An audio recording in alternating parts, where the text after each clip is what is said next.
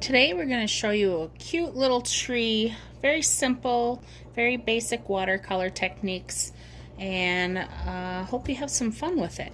My name is Jennifer and I'm with A Glass of Art and More. This is watercolor paper taped down to the watercolor tablet that I have here. You can see it's 140 pound. It has a tooth to it, which means it'll give you a little bit of texture. It kind of gives more soaking up surface, being that it's heavier. It shouldn't warp or deteriorate like copy paper. If you're trying to ever paint watercolor on copy paper, you'd notice that this doesn't work. So I have a spray bottle here. I'm just gonna spritz my paper real quick, just kind of this top section. I have added water to my red and pulled it up here and added some more water to it. Very inexpensive watercolors I have here. Nothing fancy. There are a lot of different things out there, but I'm just showing you something that's very basic. A lot of you might have in your home. If you have children. Right now I'm just kind of putting some color down. I'm going to go between these two on the palette. The actual cake here is going to have a deeper red consistency because it doesn't have as much water in it. Where this one over here has more water added to it. Alright, I'm going to add some more drops of water. Go ahead and splatter like that if you'd like to with your paintbrush. It's a fun little splashing technique you can have there.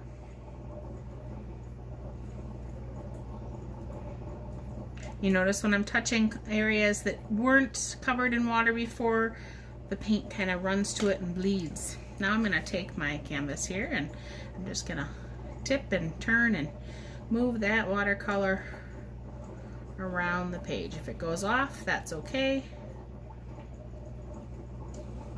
We don't want any really big drips or running. Clean that up right there.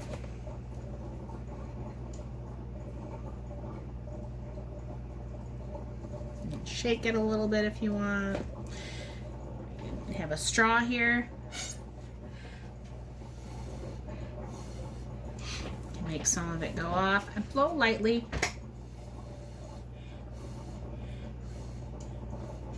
Notice if you blow too hard, you're always going to get this one little runoff in that direction. Whatever direction you happen to be blowing it. That's why I'm turning my page.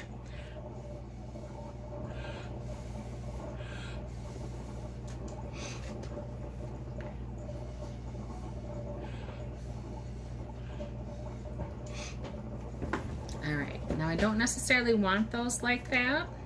So I'm going to come in here with my water and bring that out just a little bit further.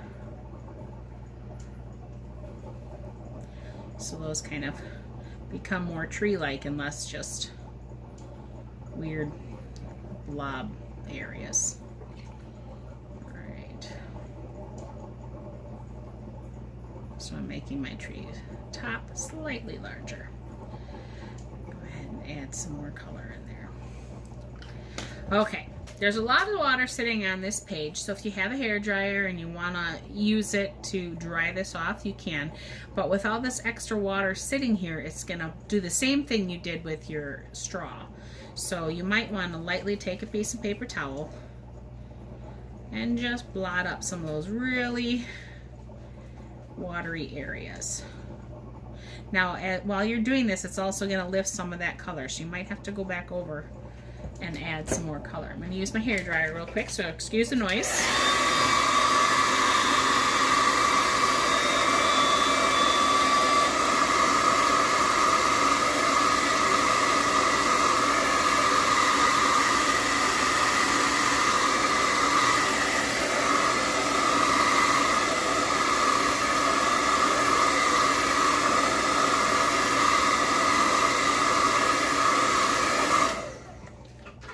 for 10 to 30 seconds, however long it takes. You notice with my paper towel, I kind of grabbed one of the blobs there so that it didn't run too far as the water was blowing. I'm going to go back in here and I'm going to add some areas of darker color.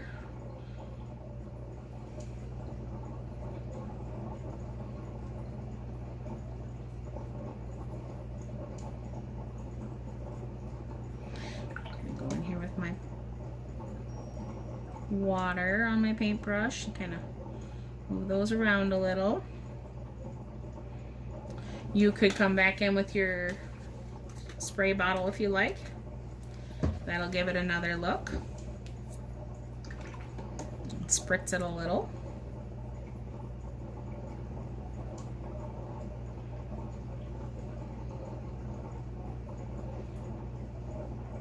When we're playing in watercolor, any medium really, and you're new to it, the best thing to do is just kind of play around with it. Don't worry about what the end product is going to look like.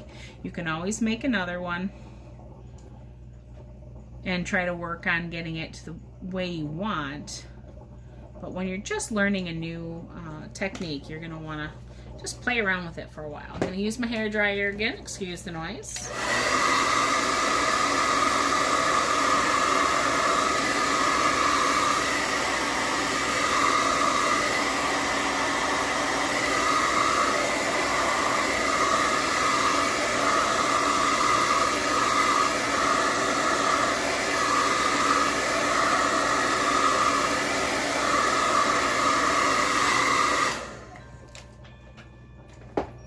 Okay, now I'm going to rinse off my paintbrush. I'm going to wipe some of it off, and I'm going to go over here to my black and water.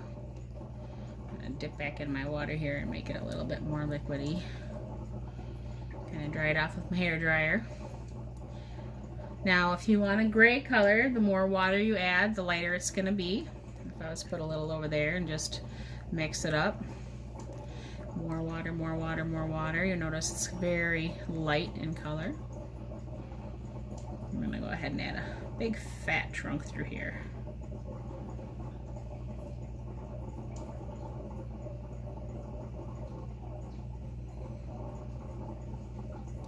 It's very light to start with. I want to add layers slowly.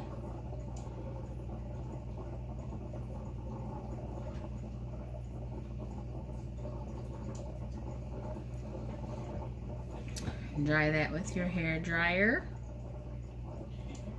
or add a gnarly branch in there somewhere if you like. Add a little bit more color.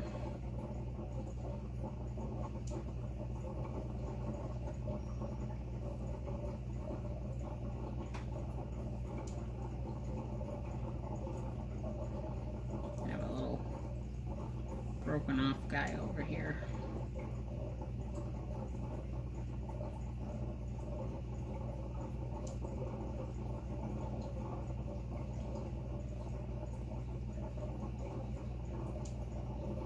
Okay, you notice how dark that is. It's because I went directly into my palette over here, my cake they call them, and I didn't have a lot of water left in there. So, with my water and my paintbrush, dab off some of that excess so it's not too puddly. We can move that around. We can lighten it up.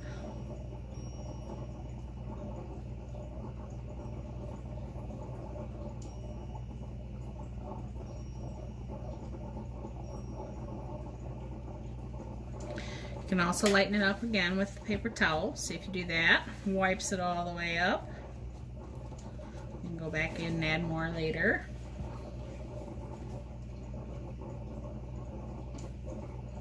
This isn't 100% dry because I just kind of patted it, so it could start bleeding again. Like in that area there.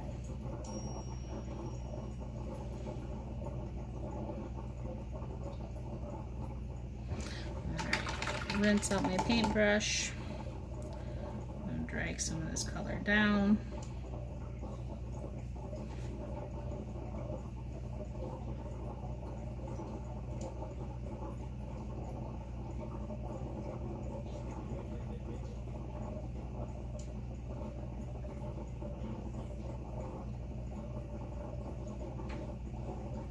I'm just using the paintbrush that would come with your kit here.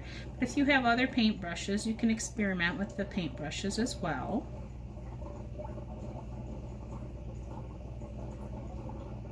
Blending in those lines. I don't want them so noticeable. I don't mind having some noticeable. Looks like the bark on the tree, but I don't want it too crazy.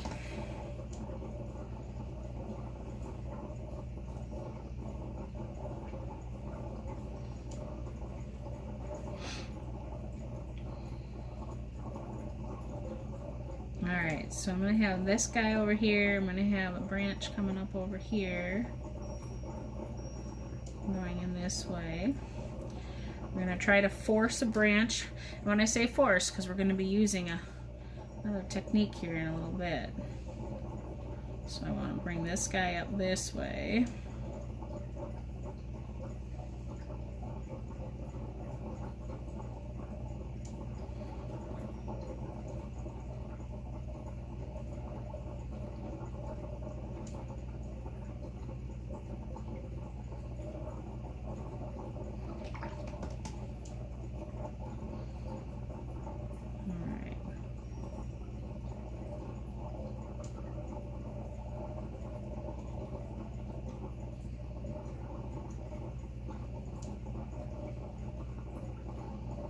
It's a really old, gnarly tree.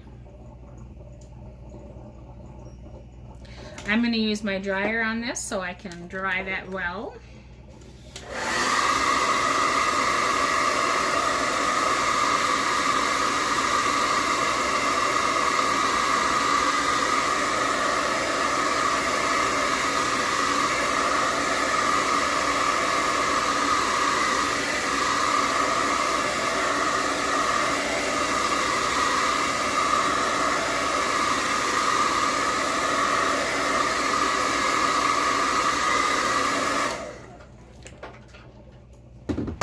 Okay, back to my paints over here. Want my paintbrush pretty watery. I'm going to go to this one that's a little bit darker than this guy over here. And I'm going to start piling that paint and the water back down these branches that I started.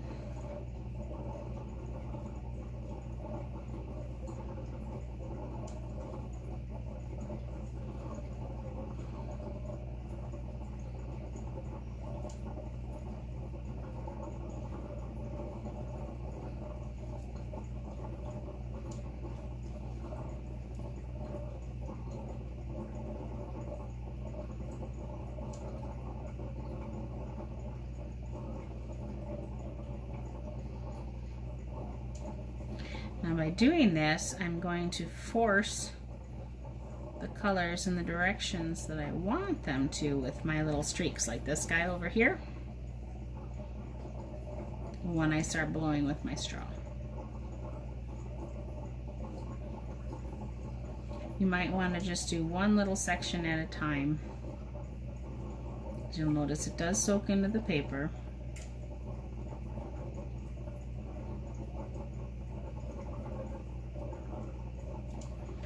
Alright, grab my straw.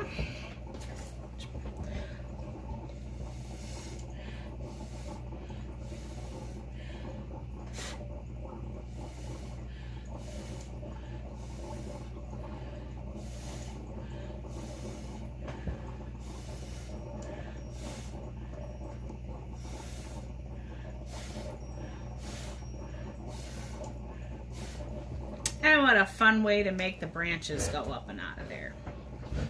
Alright, now if you want to lighten them up again, go ahead and grab some paper towel. You can blot some of it off. You see it's left like that. If you want to put some of that red back in front of, go ahead and rinse out your paintbrush, get it full of nice water, grab that watery red, and start splashing some. Tap, tap, tap. You can spritz. Grab some more. Tap, tap, tap.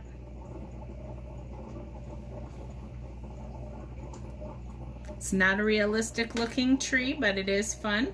Now another fun technique if you wanted to is you could take your salt shaker and you could add salt to your leaves up there. What's going to happen there is it's going to soak up that water, and once it dries, wipe it off and you'll be left with a fun texture on there. I'm going to close that up. Probably should have cleaned it up first, but I want to get it out of the way. I'm going to use my hair dryer again.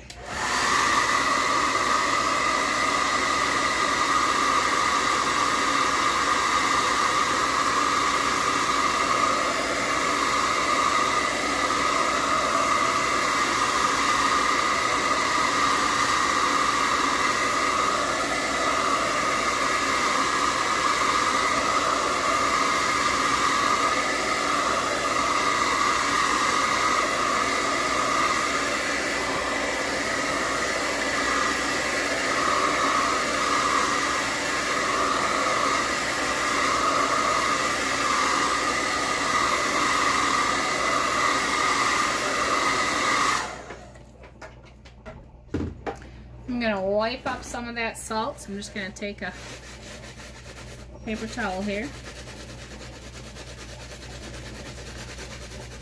Got to make sure it's completely dry before you do this, otherwise you're just going to be smearing your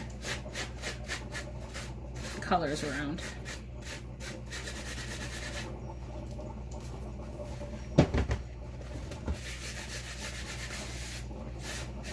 Alright. Now you can decide if you want to keep going, if you want to add more, or if you're finished. I think I'm going to add my red over here a little bit more. I want this guy to be over this way. So I'm going to add some more water droplets. Go and add some more red.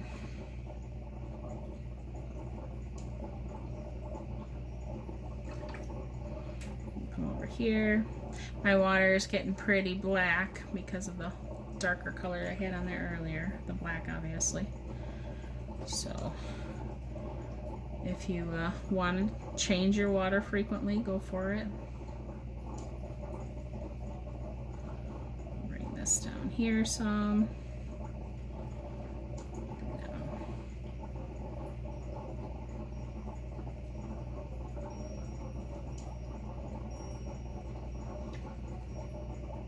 Now if I touch over these black areas again, they could bleed some. I did dry it with a hair dryer, so it's not too terribly bad. But whenever you're adding another layer of color, you want to make sure you're leaving some of that that's underneath left alone. It adds just more depth and value to your painting.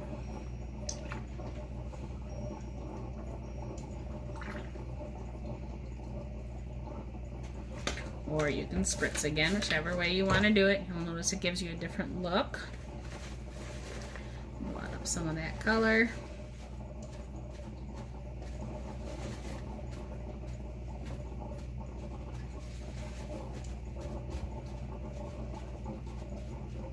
And use my hair dryer again.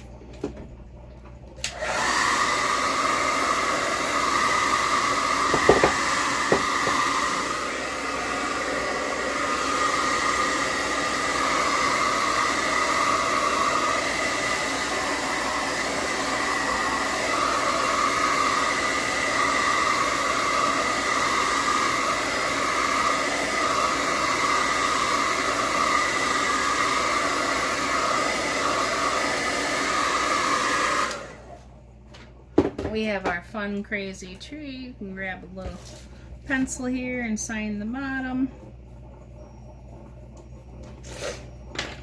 I'll remove my tape. You'll see it's going to create a border. If this painting was completely covered, you'd notice a white edge, which you'll see up here at the top, which is great for when you're going to frame things. It'll fit in the frame nicely. So if you don't want to have that and you want it all in one, you can just keep it a little bit more centered. I just used half a sheet of paper today just to kind of show you guys the technique. Have some fun with it. If you don't want to use a straw to blow it kind of randomly, you can go ahead and paint them in there individually. Remember, trees are V-shapes when you have the branches branch off. You can have some gnarly ones that fall down and that break, but for the most part, they're always going to be growing up towards the sun. And they get smaller as they go up, so don't forget that. Very important information there. Hope you enjoyed. Have some fun and play around. You can use a sponge on these. You can use tin foil. You can use plastic bags. You can try bubble wrap. It'll give you all different textures when you're playing around instead of just using the paper towels. So once again, my name's Jennifer, and this is A Glass of Art and More.